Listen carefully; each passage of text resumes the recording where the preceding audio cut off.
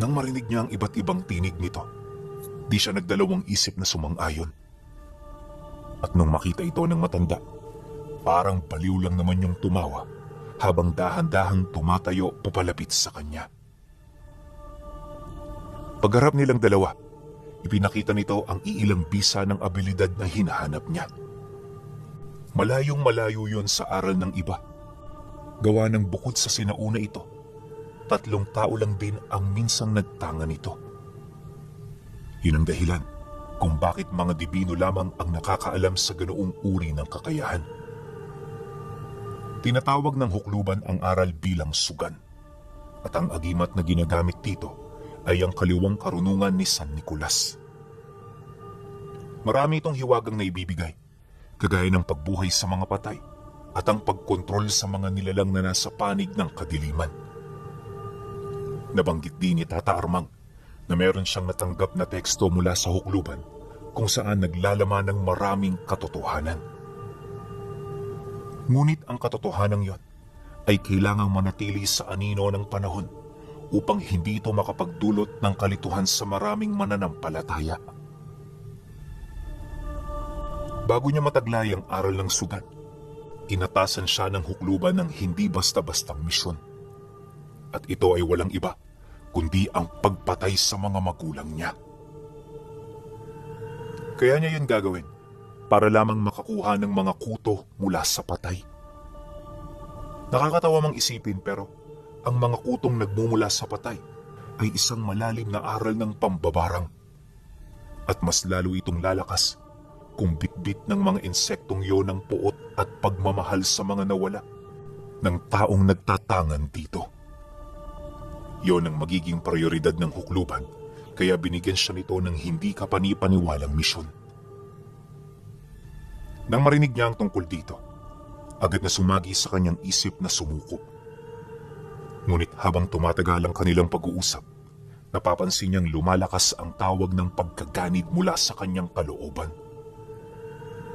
Di niya yun nagawang malabanan, kaya bago sumapit ang madaling araw, nagawa niya ang karumal-dumal na pagpatay.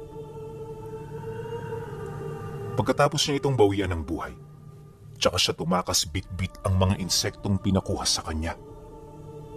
At pagkatapos nito, tsaka pa lamang niya nakuha ang agimat at ang aral na kanyang inaasam.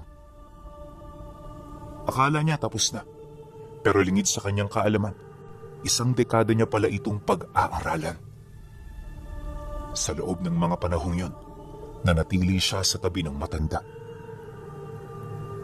Habang tumatagal ang kanilang pagsasama, unti-unti na rin niya yung nakikilala.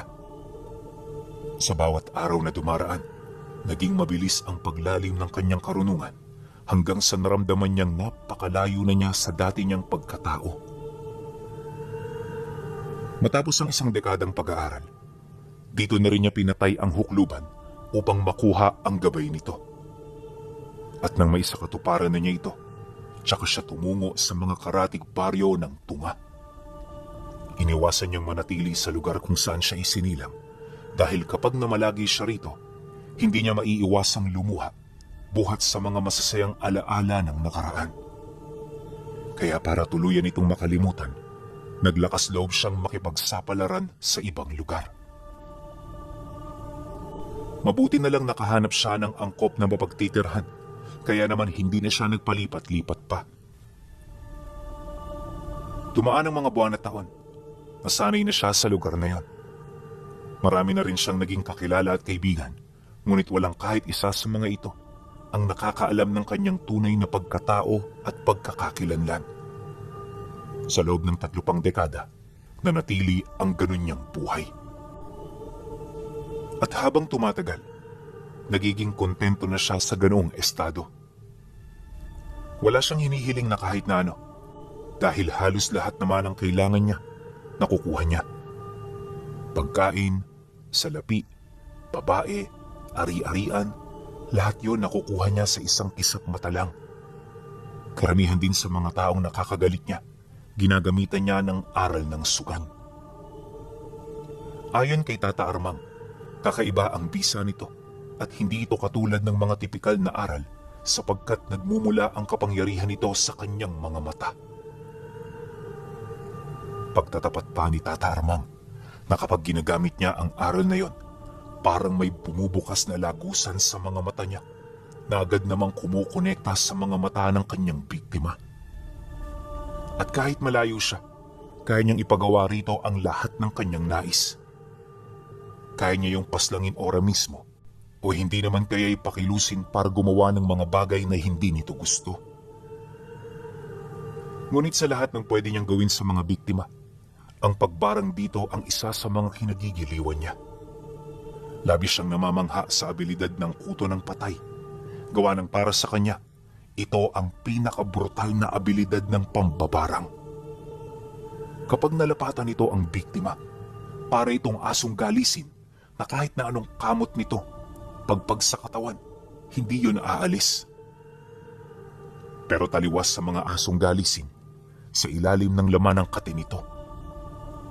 Basta, kapag nalapatan ka ng aral na yon, hindi ka makakatulog sa gabi at hanggang kamatayan, iisipin mo kung saan nagmumula ang kating minsang nagpahirap sa iyo. Dagdag pa ni Tata Armang na sa mga unang araw wala gaanong mararamdaman ng biktima. Ngunit kapag nalipasan ito ng 1 linggo, dito na masisilayan ang resulta nito. At sa maniwala man kayo o hindi, para yung saging na binabalatan. Kahit anong sakit ng pagkakasugat sa balat, hindi ito alintana ng biktima hanggang sa mapilitan nitong alisin ang balat niya upang mahanap ang pinagmumula ng kate na kanyang nararamdaman. Hindi rin magiging madali sa mga albularyo ang ganoong sitwasyon. Gawa ng kahit anong lunas na ilapat nila rito, hindi ito tatanggapin ng katawan. At ang masaklap pa, ituturing silang kaaway ng biktima ng barang. Tututulan nito ang lahat ng kanilang gagawin. At kapag hindi pa natinag ang mga manggagamot, dito na ito mananakit. Ganon at ganon ang gagawin nito hanggang sa sumapit ang araw ng kanyang kamatayan. Napakalakas ng abilidad na ito, ngunit di hamak na katiting pa lamang ito sa aral ng sugan. Sa loob ng ilang dekadang paninirahan niya sa lugar na yon, 2 tao pa lamang ang nakaranas ng hagupit nito. Lahat din ng mga individual na nakakita sa pangyayari, isa-isang nagbigti dahil sa bangungot na paulit-ulit na pumapasok sa kanilang mga panaginip. Kaya naman minsan, wala pang nakapagbahagi ng istorya kung ano ba talaga ang totoong nangyayari sa mga biktima ng aral ng sugan. Ngunit pagkatapos ng mga ginawa niya, inilagay din niya sa payapa ang kanyang buhay. Madalas mga aswang na ang nagiging pampalipas oras niya. Alam ni Tata Armang na walang maghahanap sa mga ito, kaya ayos lang kung papaslangin niya ito o hindi naman kaya'y paglalaruan. Malimit din niya yung ginagawa kapag sumasapit ang panahon ng panginginain. Pero pagkatapos nito, balik normal na naman ang kanyang buhay. Palagi siya noong nasa bukid, abala sa pag-aalaga ng kanyang mga pananim. Ang kaso lang, nung dumami na ang mga bahay malapit sa kanyang tirahan, dito na siya unti-unting nagkaproblema. Ilang buwan ang lumipas pagpasok ng taong ito, may mga nakikita na siyang batang dumaraan sa kanyang bukid. Wala naman yung problema para kay Tata Armang. Ang kaso lang habang tumatagal, nakikita niyang pinapakialaman ng mga ito ang kanyang mga pananim, lalong-lalo na ang mga namumungang puno ng saging. Galit si Tata Armang sa mga pakialamerong tao, kaya naman nung makita niya ito, agad niyang sinugod ang bahay ng mga magulang nito. Pagdating niya sa lugar, sakto namang nasa kabilang bahagi ng daan ang kanyang mga kakilala. Pagsilay nito sa kanya, bahagya itong napahinto sa pag-uusap na parabang natunugan na nito ang kanyang mga binabalak. Maya-maya pa, nagmamadali namang lumapit ang isa sa mga kaibigan niya, kasabay ng pagtatanong nito sa kanya ng, "Oh, Tata, anong gagawin mo dyan? May problema ba?" Pagkasambit nito ng mga kataga, bakas sa mukha nito ang matinding pag-aalala. Na masipat naman niya ito, mahinahon siyang sumagot upang hindi na ito matakot. Meron lang akong kaklaruhin sa pamilya ni Resty. Kahapon kasi yung mga anak niya nagnakaw sa bukid. Humiling ka na mabawi ang kanilang mga nakuha. Kalakip ng pangako na hindi na sila uulit. Kilala mo ako, Paco. Madiplomasya akong tao. Pero kung tatarantaduhin nila ako, hindi ako papayag. Nang marinig naman ito ng kaibigan niya, bigla itong napatahimik. Paunti-unti, bumakas dito ang matinding pagkabahala na parang kinakabahan ito sa kanyang mga gagawin. Kaya naman bago pa matapos ang kanilang pag-uusap, pasimple itong bumulong sa kanya ng, "Hindi naman sa tinatakot kita, pero mag-iingat ka kapag kaharap mo ang pamilya. Tuso ang mga yan, at mas pipiliin nilang lumamang kaysa pangaralan." Dahil sa sinabi nito, napangiti lang naman siya habang tinatapik ang balikat nito. At para hindi na humaba ang kanilang pag-uusap, minabuti niyang maglakad na papalapit ng bahay kaysa pagtuunan pa ito ng pansin. Hindi naglaon. Paglayo niya sa kanyang kaibigan, nasipat niyang dali-dali na itong bumalik sa tindahan kung saan naroon ang iba pa nilang mga kasamahan. Matapos niya yung masilayan, dito na rin niya naramdaman ang presensya ng padre de pamilyang hinahanap niya. Pagharap nilang dalawa, agad niyang inilahad ang kanyang ibig. Maingat niya itong ipinaliwanag upang masigurong hindi ito magdudulot ng mga malaking interpretasyon. Nang maibahagi na niya ito, agad siyang tumahimik para makinig sa sasabihin nito. Inakala rin niyang sumang-ayon sa kanya ang lalaki, kaya naman labis siyang nagulat nang taliwas sa kanyang inaasahan ng sinabi nito. Mariin din itong itinanggi na hindi magnanakaw ang kanilang pamilya, kaya isang malaking kasinungalingan lamang ang mga sinasabi niya. At nang mailahad na nito ang kanyang mga nais sabihin, agara na siya nitong pinalayas na parabang isa siyang pulubing naligaw sa bahay ng mayamang pamilya. Matapos namang marinig ni Tata Armang ang sinabi nito, agad na nang dilim ang kanyang paningin hanggang sa di na siya nagdalawang isip na ito ay sapakin. Pagpang-abot nilang dalawa, agad naman yung tinulungan ng mga kapatid at tiyuhin nito, dahilan para mabugbog siya ng husto. Tinangkapan ni Tata Armang na lumayo roon, pero sa dami ng kumuyog sa kanya, di na siya nakalabas. Kung hindi pa siya tinulungan ng kaibigan niya, hindi titigil ang mga nanakit sa kanya. Maya-maya pa, nang medyo kumalma na ang pamilya, dito pa lamang siya nailabas ng bakuran. Hinang-hina ang kanyang katawan, ngunit sa kabila nito ramdam niya ang proteksyong ibinibigay ng kanyang agimat. Ilang minuto pa ang lumipas, dumating na rin ang kapitan kasama ng mga tauhan nito. Pinagharap sila nito sa barangay para malaman kung sino ang totoong may sala sa mga nangyari. Ang kaso lang, imbis na siya ang panigan, nagdesisyon ng kapitan na panigan ng pamilya dahil sa mga ito ay matalik niyang kaibigan. Nang malaman ni Tata Armang ang mga naging sagot nito sa kanya, tahimik siyang umalis at hindi na nagpaalam. Batid niya kung gaano kapangit ang sistema ng barangay, kaya nagdesisyon siyang gawin na lang ang kanyang ibig mangyari. Alam niya na sa pamamagitan nito, makukuha niya ang hustisya na kanyang hinahanap. Pagsapit ng takip silim, umalis siya sa bahay niya. Bumalik siya sa bundok ng Hukluban para kunin dito ang nilalang na matagal nang ikinulong ng matanda sa lugar na yon. Ilang beses lang din niya itong nakita pero alam niya na nagtataglay ito ng hindi masukat na kapangyarihan. Dagdag pa niya na malayo ang wangis nito sa kahit na anong nilalang, pero kagaya ng mga aswang, kumakain din yon ng tao. Alam din niyang halang ang kaluluwa nito, kaya posible na wala itong kinakatakutan. Sa pagpapatuloy ng kanyang pag-usad, marami siyang nadaan ng lugar na hindi na pamilyar sa kanya. May mga baryo rin siyang napasukan kung saan naglipa na rito ang iba't ibang uri ng mga aswang. May ibang nasa kasagsagan ng panginginain, habang yung iilan naman naghahanap ng mga mabibiktima. Nang masipat naman niya ito, minabuti niya na huwag yung pagtuunan ng pansin. Hindi lang yon ang unang beses na nakasilay siya ng ganon, kaya hindi na rin siya gaanong nasurpresa. Pagdating niya sa paanan ng bundok, bumungad sa kanya ang mga taong bato na nagbabantay sa bukana nito.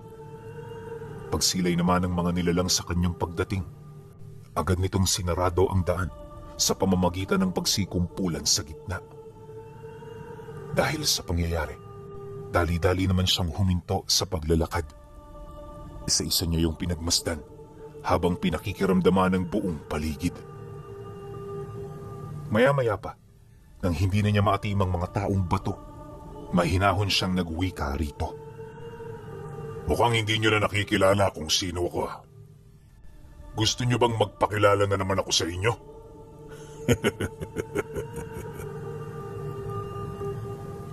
Nang marinig ito ng mga taong bato, tanging pagbagsak lang naman sa lupa ng mga hawak nilang armas ang kanilang naging sagot. Pinag-igting din ito ang kanilang depensa, indikasyon na tutol ito sa pagpasok niya. Kaya naman ang maunawaan ito ni Tata Armang, agad niyang hinawakan ng agimat ni San Nicolas, sabay bulong dito ng mga buhay na salita. At sa isang iglap, nasilaya ng mga taong bato ang paghihiwalay ng itim sa kanyang mga mata. Matapos nun, dito nasilaya ng mga nilalang ang lagusan na biglang kumonekta sa mga wisyo nila. At sa pamamagitan nito, agad nilang nakilala ang abilidad ng sugan. Walang sabi-sabi, agad yung nagsiluhuran indikasyon na kinikilala nila ang kanyang kapangyarihan. Nang masipat naman yun ni Tata Armang, dali-dali siyang nagpatuloy sa paglalakad. Kalahating oras pa ang lumipas, narating na nila ang dating bahay ng hukluban na halos lamunin na ng kalikasan. Ngunit sa kabila ng estado nito, nananatili pa rin itong buo. Pagsilay naman niya rito, muli niyang hinawakan ang agimat ni San Nicolas para ibalik sa dati ang lugar na tila bang nakalimutan na sa paglipas ng panahon. Ayon kay Tata Armang, 5 oras niyang dinasalang engkantasyon bago niya ito napagana. Pagbalik nito sa dati nitong estado, bumungad sa kanya ang mga kulungan ng iba't ibang nilalang na minsang nahuli ng kanyang maestra. Maingat niya yung pinagpilian hanggang sa dito na niya nakita ang hinahanap niya. Paglalarawan niya rito, kasing laki lang yon ng ordinaryong tao, pero binubuo ito ng 5 nilalang mula sa iba't ibang uri ng mga itim na engkanto. Personal itong pinanday ng hukluban upang maging pangunahin itong armas sa panahon ng digmaan. Dagdag pa niya na, bawat isa sa mga nilalang na bumubuo rito ay nagmula sa mga maharlikang dugo na nagtataglay ng iba't ibang abilidad. At dahil sa pagkakaroon nito ng mga kanya-kanyang kaluluwa, kung kaya't hindi ito nagkakaisa, kinakailangan din ito ng Panginoon upang kumilos ang mga ito ng naaayon.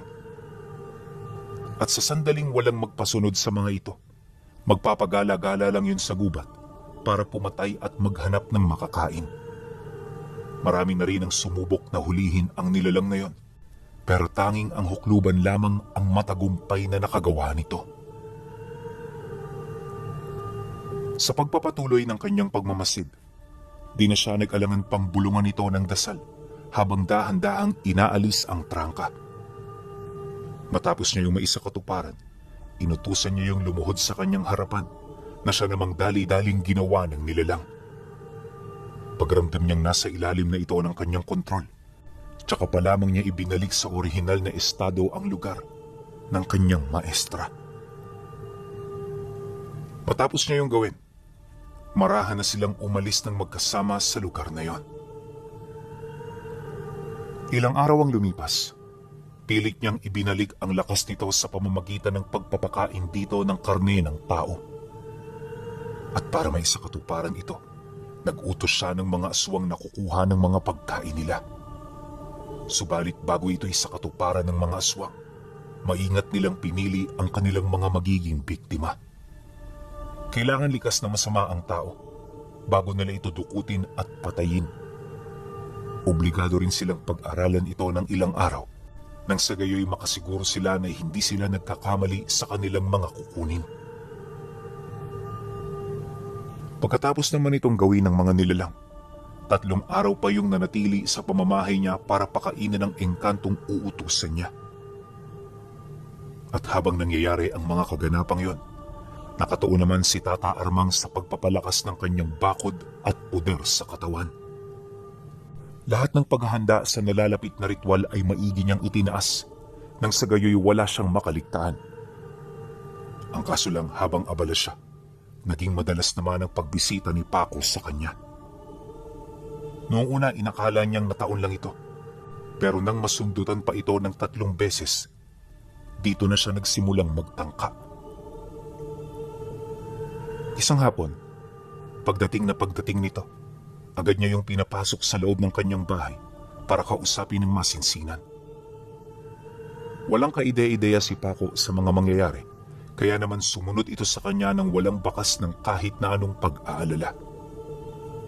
Pag-upo nito sa sala ng bahay, agad niyang isinarado ang pinto, kasabay ng pag-upo niya sa harapan nito. Dito na rin nagparamdamang nilalang na kanyang dinadasalan, alinsunod sa kanyang plano.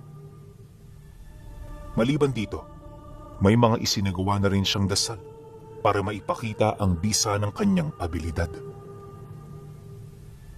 Matapos niya yung may katuparan, tinitigan niya ito ng mata sa mata habang tinatanong yun ang, "Ano ba ang kailangan mo, Paco? Bakit parang minamanmanan mo mga kilos ko? Sino ang nag-utos sa'yo nito? Bakit hindi mo siya matanggihan?" Nang marinig naman ito ni Paco, agad itong napayuko na parabang nag-iisip ng malalim. Sa puntong yon, alam na ni Tata Armang na hindi siya nagkakamali sa kanyang hinala. Pero syempre bilang kaibigan, binigyan niya ito ng pagkakataon na makapagpaliwanag. Inabisuhan din niya ito na wala itong dapat na ikatakot dahil sa wala siyang gagawin dito kahit mapatunayan niya yung nagkasala. Ang ayaw niya lang maging traidor ito sa kanya. Pagkarinig naman ni Paco sa kanyang sinabi, dito na yon nagkaroon ng lakas ng loob na magsalita.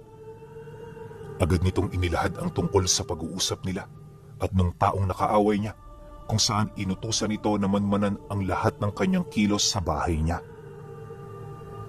Nabanggit din ito na naghahanda na ang grupo upang salakayin siya at tapusin sa loob mismo ng kanyang tahanan. Dagdag pa ni Paco, hindi siya sumang-ayon sa plano dahil gusto niya itong mapahamak, kundi ang nais niya ay mabalaan ito sa mga posibleng mangyari sa mga susunod na araw. Mariin din itong inilahad na nais siya nitong patakasin upang hindi na madagdagan pa ang kanyang mga alalahanin. Dahil sa sinabi nito, sa halip na madagdagan pa ang kanyang galit, naging mahinahon siya. Walang sabi-sabi, marahan siya ritong lumapit upang mailahad ang kanyang pasasalamat. Matagal ko nang alam na isa kang totoong kaibigan, Paco. Huwag kang mag-alala. Kahit anong gawin nila, walang mangyayari sa akin. Alam mo yung mga binabalak nila, ang mas lalo lang magpapahamak sa kanila.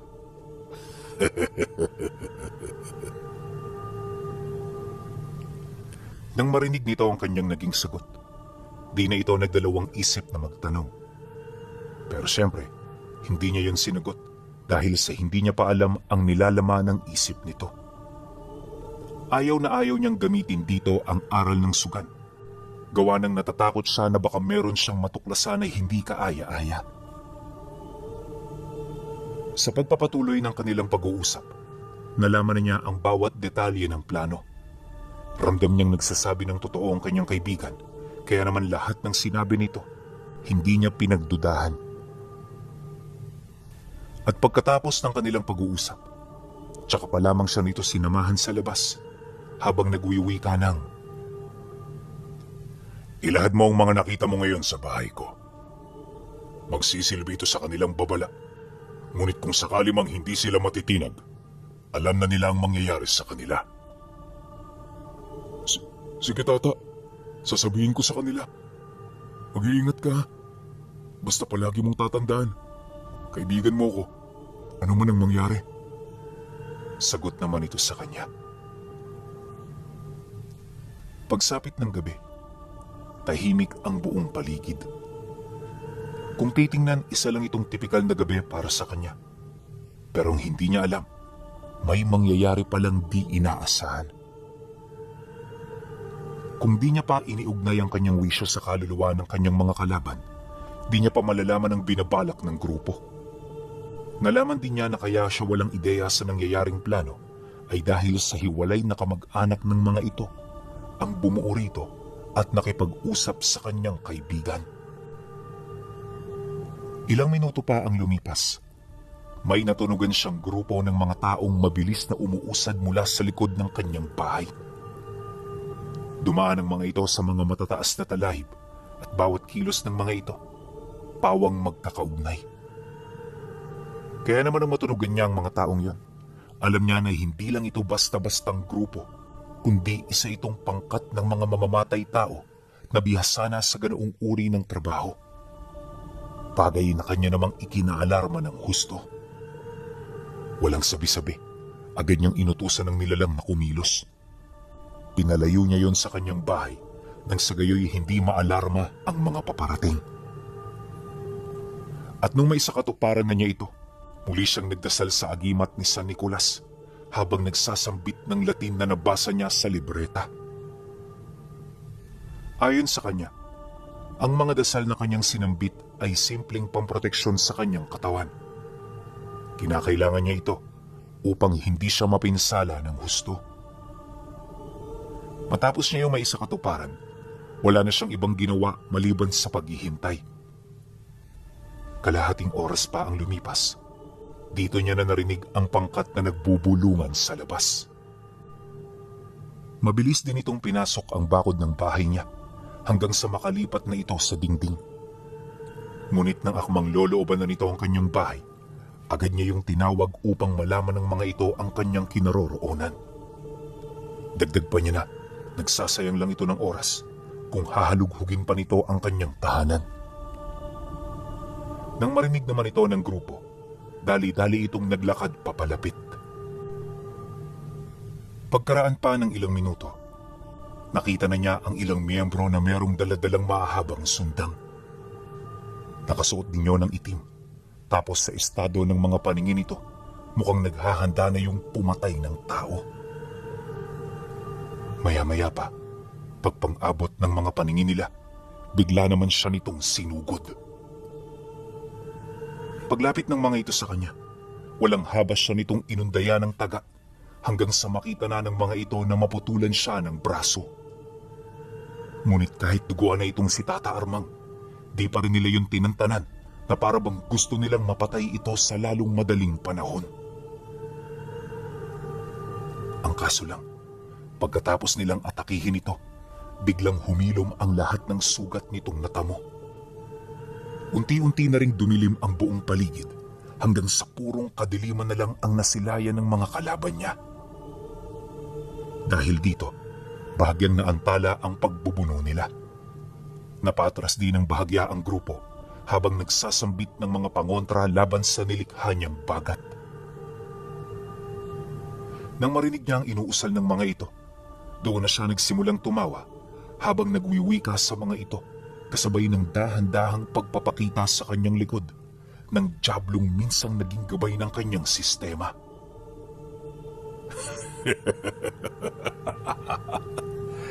Pumasok kayo rito nang hindi man lang inaalam ang abilidad ng inyong kalaban. Akala niyo ba mapapatay niyo ako sa pamamagitan ng pagtagalang? Mga tampalasan! Pagkasambit niya ng mga kataga, dito na napilitang sumugod ang grupo. Nagbabaka sakali kasi ang mga ito na sa pamamagitan ng hawak nilang tigalpo at pamako ay mapapahina siya nito. Pero isa yung malaking pagkakamali. Bago pa man makalapit ang grupo, sinalubong na ito ng kanyang alaga at ng gabay niyang dyablo. Kaya naman sa isang kisap mata, binalot ng apoy at nagniningas na ora ang paligid. Agad ding nasunog ang mga taong nasa unahang bahagi ng pangkat hanggang sa tuluyan na itong malipol na kalaunay iisang tao na lamang ang natira. Sinadya itong mangyari ni Tata Armang upang may makapagkwento sa kung ano ang naranasan nila. Gayunpaman, bago niya ito pakawalan, sinigurado niyang hindi magiging maganda ang kalagayan nito, maghilo man o hindi ang mga sugat na natamo. Ayon sa kanya, halos matusta ang katawan ng taong yun bago niya ito tuluyang pinakawalan. At para maisakatuparan niya ang kanyang binabalak, kinakailangan niya pa itong ipahatid sa sentro ng baryo para lamang makita ito ng kanyang mga kadugo. Bago rin niya yung tuluyang iniwan, binalaan niya ito na papatayin niya ang lahat ng mga mahal nito sa buhay sa sandaling magsalita ito sa harapan ng maraming tao. Mariin din niyang inilahad.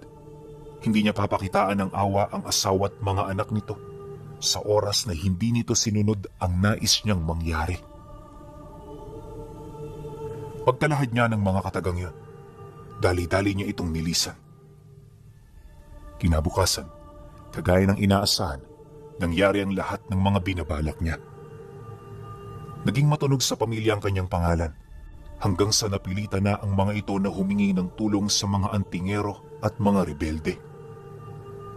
Ang problema, sa linya ng rebelde walang naglakas loob na tumulong. Bilang mga taong bundok, alam ng mga ito ang istorya ng bawat lugar na kanilang napupuntahan. Kaya naman nang marinig nila ang istorya ni Tata Armang, agad nilang tinutulan ang nais mangyari ng pamilya. Ayon pa sa commander na, kung naghahanap sila ng problema, mas mainam na wag na lang silang mandamay. At pagkatapos nitong magsalita, agad yung umalis hanggang sa hindi na nila ito nakita pa. Ngunit kahit bigong makakuha ng tulong sa mga rebelde, meron pa ring iilang mga antingero at individual na nagpakita ng interes ukol sa binabalak ng mga ito. Ayon sa mersenaryong nakausap ng pamilya, maliban sa bayad, hangad din nilang makuha ang lahat ng pagmamay-aring gamit ni Tata Armang. Kahit ang maiiwang labi nito, tanging sila lamang ang may karapatang humawak. Nang marinig naman yon ng pamilya, hindi na yon tumutol pa.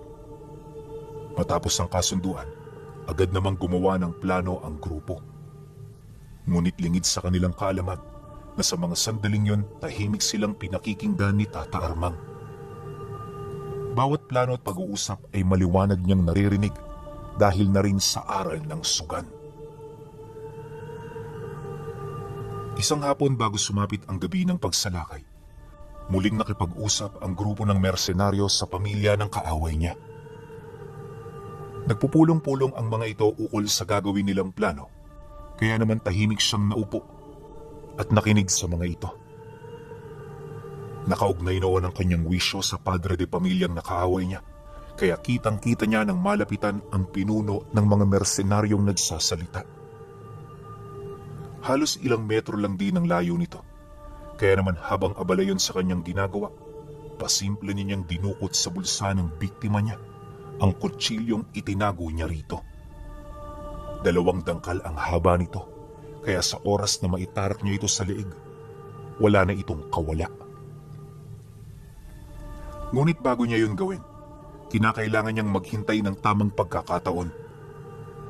Hindi siya pwedeng magpadalos-dalos dahil sa isang pagkakamali lang, maaaring mabulilyaso ang kanyang binabalak. Sa loob ng kalahating oras na pakikinig, nalaman niya ang eksaktong plano para sa gabing yun. Batid din niyang hindi ito sinabi ng mga mersenaryo bilang pag-iingat sa kanilang mga gagawin.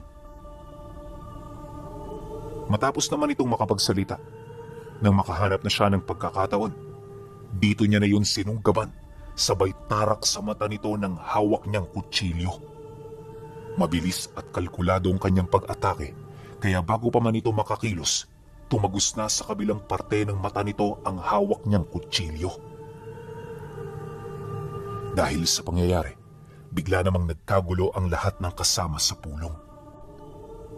Pilit nilang pinigilan ang kinokontrol niyang biktima, Pero wala silang nagawa dahil sobrang lakas nito. Kalaunan, nang maidistansya niya ang katawan ng lalaki, agad niya yung kinitila ng buhay sa pamamagitan ng paglaslas sa leeg nito na parabang manok na kinakatay. Matapos nun, agad din yung bumulagta sa lupa kasabay ng paglisa ng kanyang ulirat sa katawan. Pagbalik niya sa kanyang tahanan, napangisi lang naman siya habang nakatingin sa baryo. Alam ni Tata Armang na ang ginawa niya ay isang malaking hudyat para sa paparating na digmaan. Kaya imbis na pumasok sa silid para magpahinga, ipinagpatuloy niya ang paghahanda niya. Wala naman siyang espesyal na gagawin noon. Gawa ng malimit sa inihahanda niya ay yung mga armas na gagamitin niya. Ikinalat niya ito sa labas ng bahay upang madali niya yung makuha sa oras na sumalakay ang kanyang mga kaaway. May mga insekto na rin siyang binulungan sa paligid upang mas madali niyang matunugan ang pagdating ng mga ito. 2 oras bago sumapit ang hating gabi, papalapit na sa kanyang teritoryo ang grupo ng mga mersenaryo. Kasakasama nito ang mga kadugo ng lalaking pinatay niya dahil sa paniniwalang siya ang punot dulo ng mga nangyari noong gabi. Matapos naman niya yung masilayan, dali-dali siyang lumabas ng bahay. Pagdating niya sa may bandang pinto, ibinaba niya sa lupa ang gasera sabay upo sa lumang bangko. Segundo lang ang dumaan, dumating na ang mga panauhing kanyang hinihintay. Pagsilay niya sa mga ito, sinenyasan niya yun na bukas ang pinto, kaya malaya silang pumasok at lumapit. Nang mapagtanto naman yun ng grupo, tahimik itong pumasok habang pinagmamasdan ang buong paligid. Hindi naglaon. Nang magkaharap na sila, agad niyang napansin ang isa-isang paghugot ng mga ito ng sundang. Mabilis ding lumapit sa kanya ang pumalit na pinuno ng mga mersenaryo upang tanungin siya ng harapan. Paglapit nito sa kanya, agad siya nitong iniangat mula sa pagkakaupo sa pamamagitan ng paghawak sa kwelyo ng kanyang damit. Dahil dito, kung kaya't wala na siyang nagawa kundi ang sumunod. Pagtayo niya, buong puwersa siya nitong itinulak sabay bitaw ng malakas na pagtadyak na agad namang tumama sa kanyang dibdib. Pagbagsak niya sa lupa, dali-dali naman siya nitong pinagtulungan hanggang sa hindi na siya magkaroon ng pagkakataon na makatayo. Akala ng mga dumayo yun na ang katapusan niya. Pero pagdistansya ng mga ito sa kinaroroonan niya, bigla na lamang siyang naglaho na parang bula. Wala siyang naiwang bakas sa paligid, kaya nung mawala siya, agad siyang hinanap ng mga kasamahan nito. Ngunit sa kasagsagan ng paghahanap, napansin ng mga mersenaryo ang paglipad ng kusa ng mga armas na kanyang ikinalat. May mga kasamahan na itong tinamaan, kaya bago pa man lumala ang sitwasyon, nagdesisyon na itong umalis sa lugar na yon. Dumaan ang mga araw at linggo. Patuloy nilang minamanmana ng bahay ni Tata Armang. Nagbabakasakali sila na babalik siya sa kanyang tahanan, pero hindi na siya nito nakita pa. At sa katagalan ng pagbalik ng mga ito, tuluyan na rin silang nanawa. Ang iniisip na lamang ng grupo, napatay nila si Tata Armang. Labis itong ikinalungkot ni Paco, gawa ng maging ito man, hindi inaasahan na ganoon ang mangyayari. Maraming nagawang kabutihan sa kanya si Tata Armang, kaya nung mawala ito, nagdulot yun sa kanya ng matinding kalungkutan at pagdadalamhati. Ngunit makalipas lang ang 5 buwan matapos siyang mawala, muli na naman itong nagpakita. At ang unang nakasaksi sa kanyang pagbabalik ay yung kapitbahay niyang matagal nang nagmamasid sa mga bagay na kanyang ginagawa. Nung makita siya nitong pumasok ng bahay na merong kinuha, agad niya yung ipinagbigay alam sa matalik na kaibigan ni Tata Armang. Naniniwala ang kapitbahay niya na ito ang taong maaari niyang pagkatiwalaan sa kanyang mga nakita. Doble rin ang kanilang naging pag-iingat sa impormasyon nang sa gayoy hindi ito kumalat sa baryo lalo pat sa mga oras na yon. Doon na nagkukuta ang mga mersenaryong naniniwalang sila ang pumatay kay Tata Armang. Matapos naman yung marinig ng kanyang kaibigan, agad nitong sinimula ng paghahanap. Kung saan saang lugar na yon napadpad para lamang makahanap ng bakas mula sa lugar na kanyang pinagtataguan. At habang tumatagal ang paghahanap ng dalawa, paunti-unti nang nagkakaroon ng pag-asa ang kaibigan niya.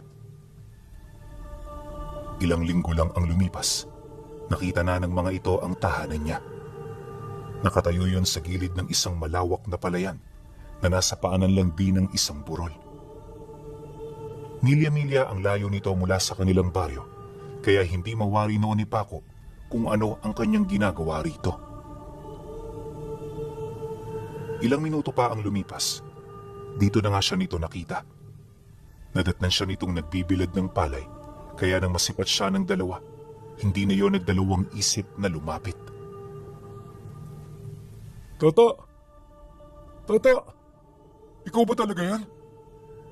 Wika ni Paco.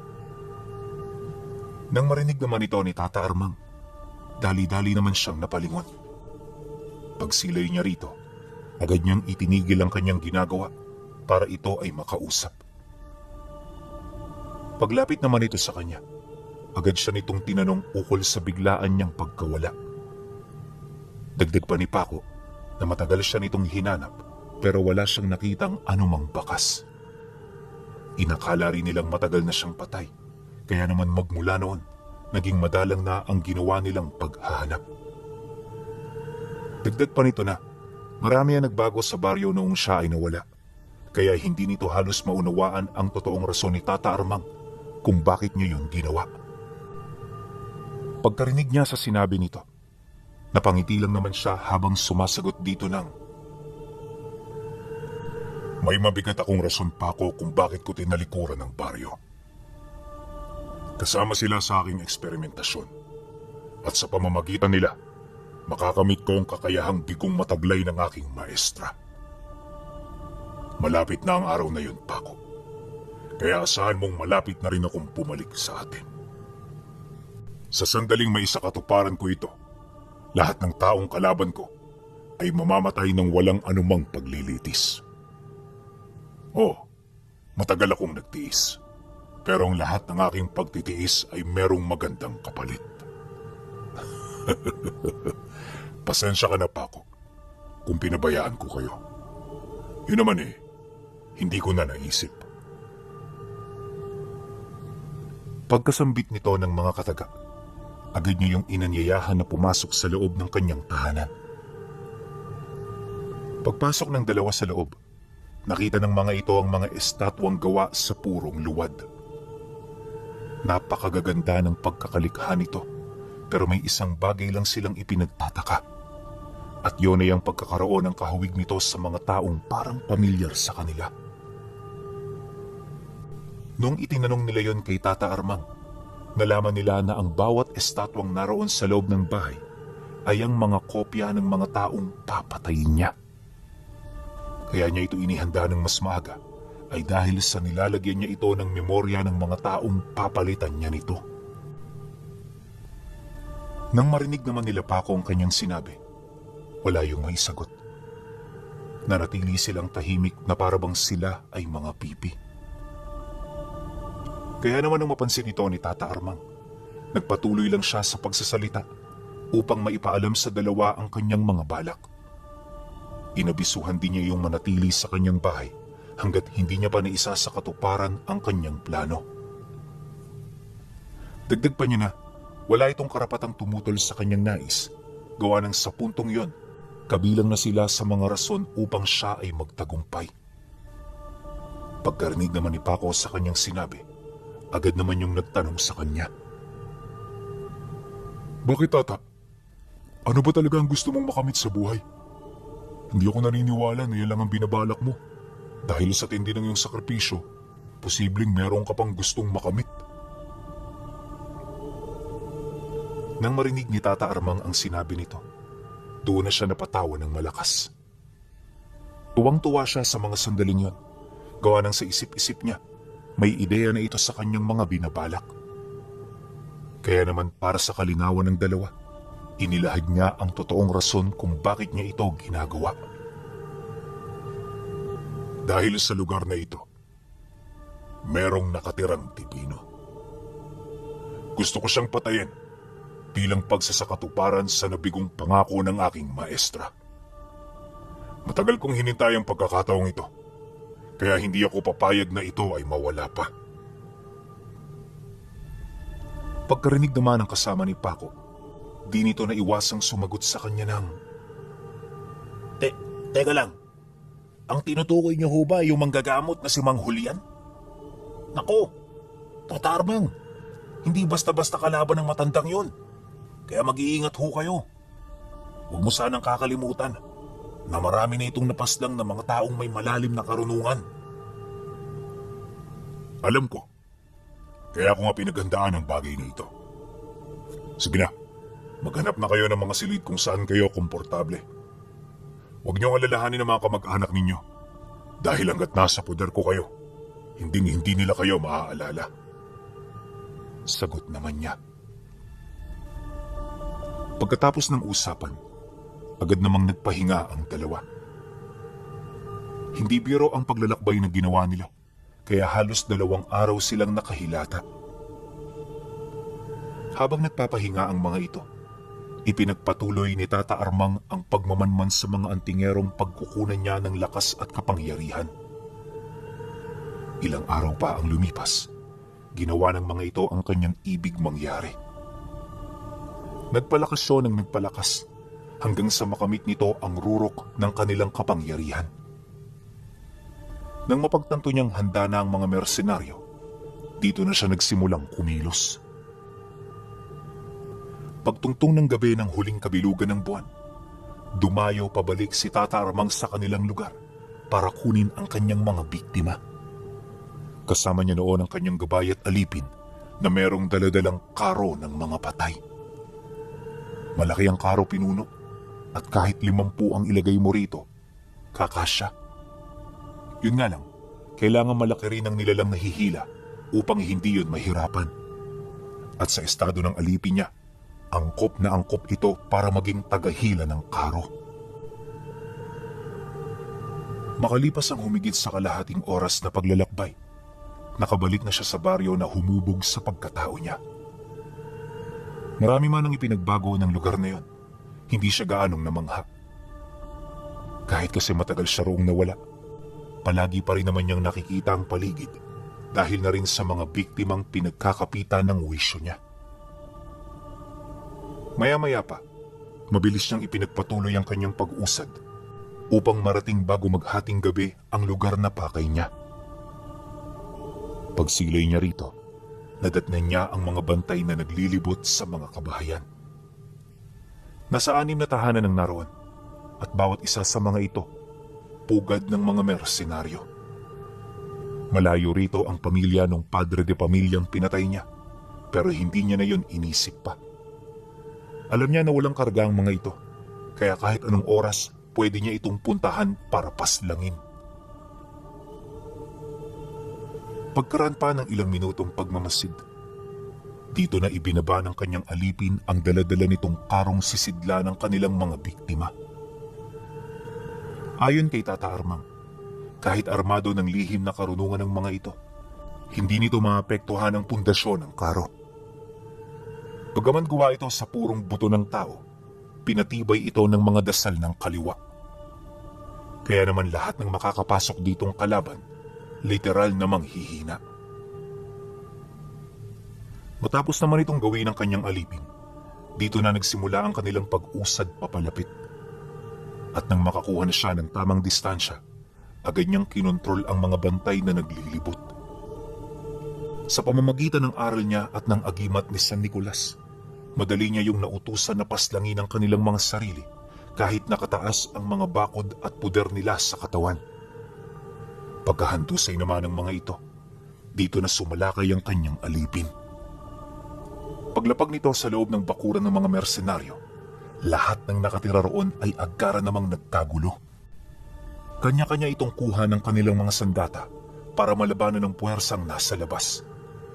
Ngunit ang hindi nila namalayan, Mabilis palang nalilipol at nadarakip ng alipin ni Tata Armang ang mga nilalang na kanilang pakay o hindi naman kaya'y sumasalansang sa kanyang mga balak.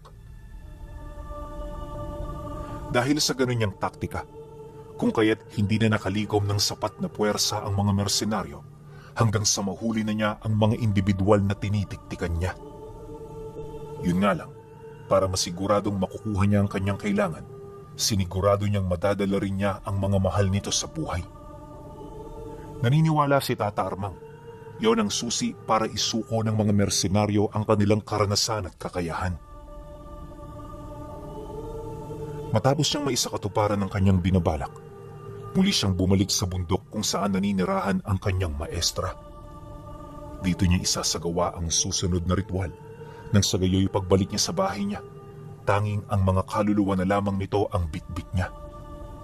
Makakatulong din ito upang hindi siya matunugan ng dibino at manatiling lihim ang kanyang plano hanggang sa panahon na naihanda na niya ito.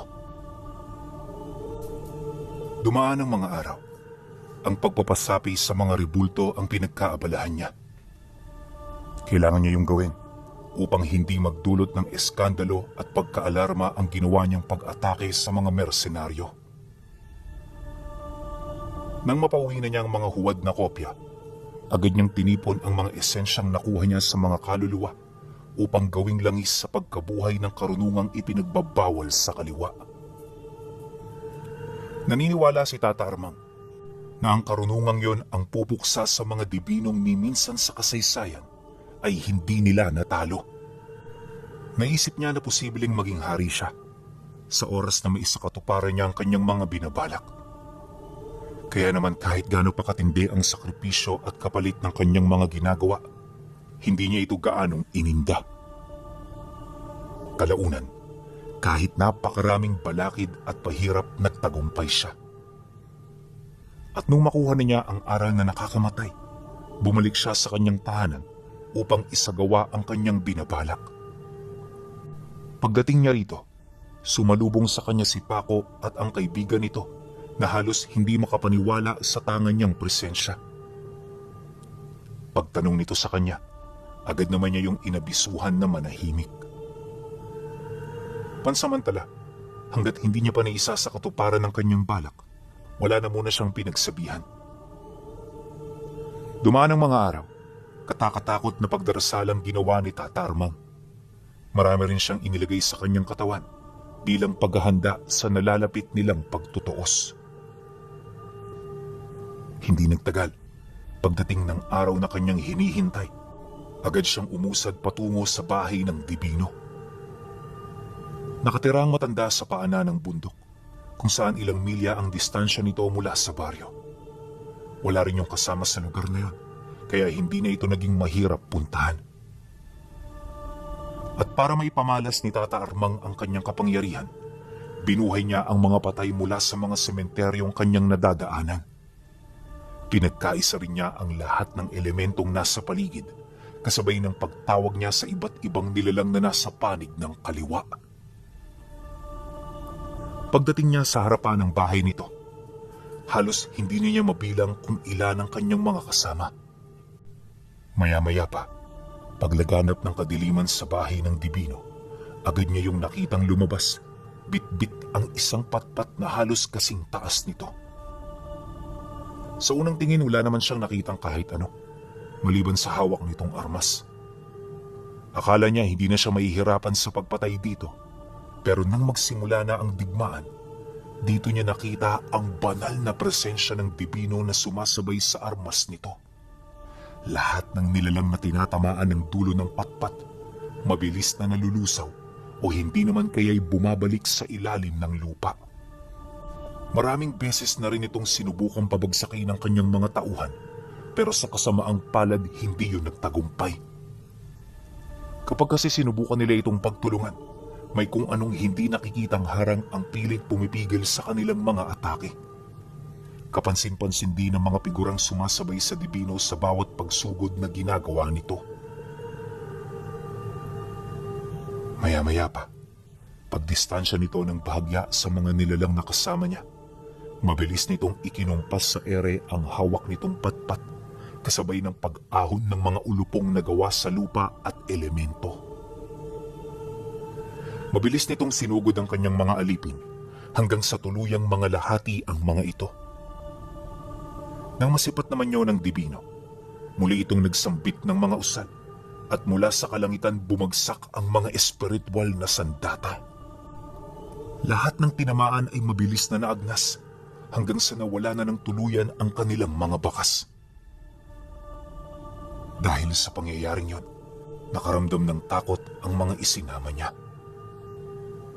Kaya naman bago pa ito tuluyang malipol, kanya-kanya na itong nagsipulasan para mailigtas ang kanilang mga buhay. Sinubukan pa itong pigilan ni Tata Armang, pero sa kasamaang palad hindi na siya nito pinakinggan. Di nagtagal, tanging ang kanyang gabay at alipin na lamang ang naiwan. Ramdam na rin niyang nanganganib na ang kanyang kalagayan, ngunit sa kabila nito, patuloy pa rin siyang umaasa na meron itong kahihinatnan. Sa isip-isip ni Tata Armang, di niya pa nailalabas ang alas niya, kaya meron pa siyang pag-asa. Ilang minuto pa ang lumipas, dito na sila nagpang-abot ng Divino. Habang sinasalag niya ang pag-atake nito, pilit naman yung dinadarag papalayo ng kanyang alipin. Yun nga lang, sa sandaling sinasakmal ito ng nilalang, agad na nalulusaw ang mga pangil at kuko nito.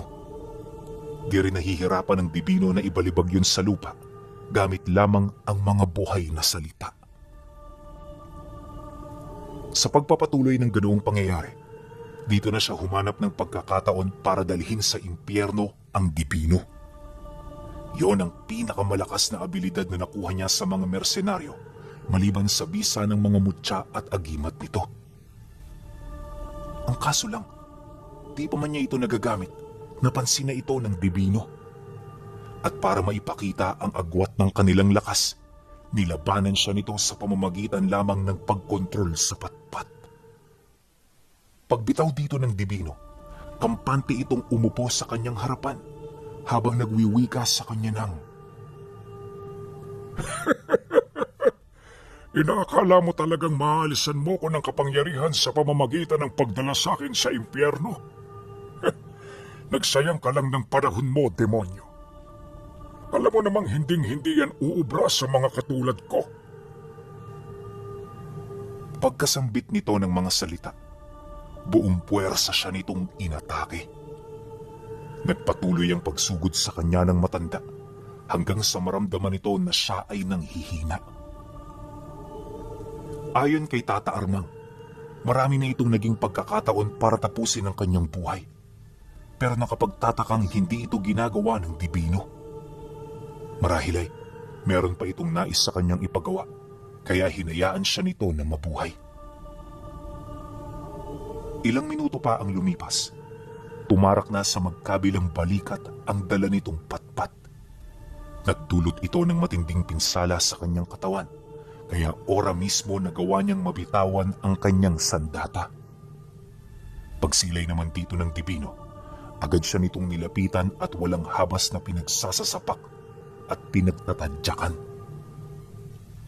Yun lang ang ginawa nito sa kanya, pero nagdulot ito ng matinding pinsala sa katawan. Halos mawala na rin siya noon ng malay, kaya ultimo ang pagbanggit ng mga dasal. Napakahirap ng gawin. Maya-maya pa, nang akmang mawala na siya ng ulirat, dito pa lamang itinigil ng matanda ang pangbubugbog sa kanya. Bago pa man siya makabawi ng lakas, pinabalik na nito sa impyerno ang kanyang gabay, maging ang mataas na uri ng engkanto. Nung mawala na ito sa kanyang puder, tsaka pa lamang siya nakaramdam ng panghihina. Literal na napilayan na roon si Tata Armang, kaya aminado siya na ito na ang katapusan niya. Dahil dito, kung kaya't naging bukal sa kanyang loob na tanggapin ang kanyang pagkatalo. Nang mapansin naman ito ng Divino, may hinahon itong umupo sa kanyang tabi, kasabay ng pag-uwika nito sa kanya ng, Hindi ka na kontento sa naabot mo, dahilan ng iyong mabilis na pagbagsak. Para kang ibong matayog ang lipad, na bigla na lamang nabalian ng pakpak. Hindi na ako nagulat sa nangyari sa iyo, iho, dahil halos lahat ng mga katulad mo ganyan ang naging katapusan. Ngunit magpasalamat ka, sapagkat hindi kita papaslangin ngayon. Aalisin ko sa iyo ang lahat ng karga mo, at habang buhay kang magiging ordinaryo. Ikwento mo sa iyong mga kaibigan ang mga pinagdaanan mo, upang hindi ka nila tularan. Sige na, Armang, umuwi ka na, sapagkat ito na ang katapusan ng iyong karera. Pagkasambit nito ng mga kataga, agad siya nitong pinatulog nang hindi man lang niya namamalayan. Paggising niya, nasa loob na siya ng kanyang tahanan kung saan dito bumungad sa kanya ang mga luwag na figurang pinagkulungan niya ng mga kaluluwa ng kanyang mga biktima. Matapos nun, napansin niyang paralisado na ang kalahati ng katawan niya. Hirap na siya noong kumilos. Mabuti na lang nanatili sa kanyang tabi itong si Paco. Ilang araw din silang nanatili sa kanyang pamamahay bago sila lumipat sa tahanan nito. Nakakahiyaman pero sadyang wala na silang pagpipilian. At sa kanyang paglisan, inilibing niya sa limot ang lahat ng malulungkot na alaala ng nakaraan. Ngunit pilit man niya yung talikuran, sadyang dumarating ang punto na naaalala niya ito. Ayon pa kay Tata Armang, walang ideya ang kanyang kaibigan kung gaano kasakit ang kanyang nakaraan. Hindi rin niya alam kung ano ang kanyang gagawin para lamang mapatawad siya ng kanyang mga magulang. Dahil sa ganoong sitwasyon, pakiramdam niya araw-araw may pinapasan siyang problema. Bagay na naging daan ng mabilis niyang pagpanaw. Ayon kay Paco, 6 na buwan lang ang lumipas, binawian siya ng buhay. Hindi naging maganda ang pinagdaanan niya, pero sa kabila nito nanatili siyang masaya at punong-puno ng pag-asa. At habang may lakas pa ang kanyang katawan, matapang niyang inilahad ang kanyang kasaysayan. Dito rin nabanggit ni Tata Armang kung gaano katindi ang pagsisisi na araw-araw niyang nararamdaman. Kung sana tinalikuran niya ang kanyang maestra, hindi niya mararanasan ang ganoong bagay. Dagdag pa niya na, matagal na rin niyang hinihiling na magkaroon ng sariling pamilya, ngunit hindi yun dumating sa kanya dahil sa ginawa niya. Kaya naman lumaki siya na walang kwenta at walang maayos na direksyon. Kung dati pinagmamalaki niya ang kanyang mga narating, sa mga sandaling yun kinasusuklaman niya at pinagsisisihan niya ang lahat ng bagay na ginawa niya noong malakas pa siya. Kaya para hindi na siya pamarisan ng iba pa, hanggang sa manghina siya, paulit-ulit niyang inilahad ang kanyang naging kasaysayan. Kaya naman nang marinig ito ng pamilya ni Paco, hinding-hindi na nila ito nakalimutan. At magmula noon, dinala ng kanilang pamilya ang tungkol sa istorya ni Tata Armang at ang aral ng sugan. Pero sa lahat ng naikwento ni Tata Armang, ang pinakatumatak sa kanilang pamilya at misteryo ay yung